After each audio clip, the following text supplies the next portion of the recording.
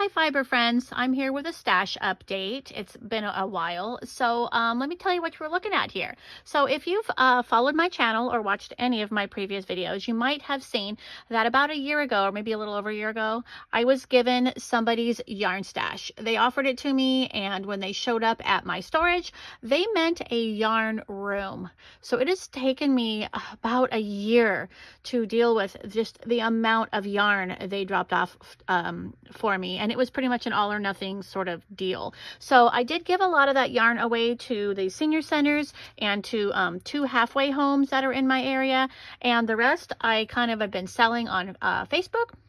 And this is pretty much what I've kept. Now, what you're seeing here is what I'm calling my home stash. So this is going to be pretty much my yarn stash from here on out for the most part. And a little of this was a stash I had because I didn't have a very big stash to begin with. But this is what I've decided to keep from what I was given. And I've also incorporated my own personal stash into here. And for me, this looks like a sizable home stash, really. The only thing that's not in here are 2 bins of this size, which have Cascade 220 and Plymouth Select that are on the side of my bed that wouldn't fit in here, and about 4 totes of the medium totes of that size up at the top there, which have my amigurumi yarn. Other than that, this is pretty much it. And if you knew how much I had that I was given, like, this is amazing. And it's taken a year to get to this point, so I'm so pleased. And I know that 2026, I knew it a year ago that it was going to be a rough year for me. I have some job changes coming up and things, and maybe a home change. So my goal is to hopefully primarily be able to just work from my own stash. So what I have here is, this is what I call a large tote, but you can see by my hand about the size of it. So this is a large tote of worsted. And then here is a medium tote of worsted. And up there at the top is a medium tote of single skeins of worsted.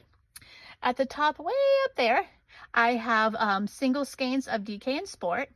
That's a medium tote. Then I have a what I'm calling a large tote of DK, and then another large tote of DK. And this one isn't even full. And then here I have a medium tote here, and this is cotton. This is an empty tote with the exception of 1 single skein in there. And then I have a medium tote of sock weight yarn, and way at the top is a medium tote of sport weight yarn. And then, like I said, I have 2 of these of the Cascade 220 and Plymouth Select that are not here, and then some amigurumi yarn. And that's it. Like, I'm so astounded that I have whittled things down to this point. And like I said, I kind of saw the writing on the wall a little bit at the beginning of last year that the economy was going to be tough coming up. So I won't have to buy a whole lot.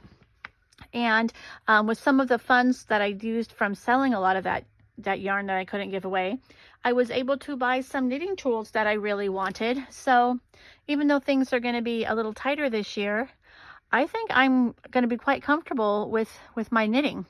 Does that mean I am not going to go to the occasional, holiday sale or something? Of course I am, but I really don't need anything. So it might just be maybe a special skein or a special purchase because pretty much I have what I need. I'm feeling like I'm very well set. And it's almost like being able to breathe, to have that enormous amount of yarn managed.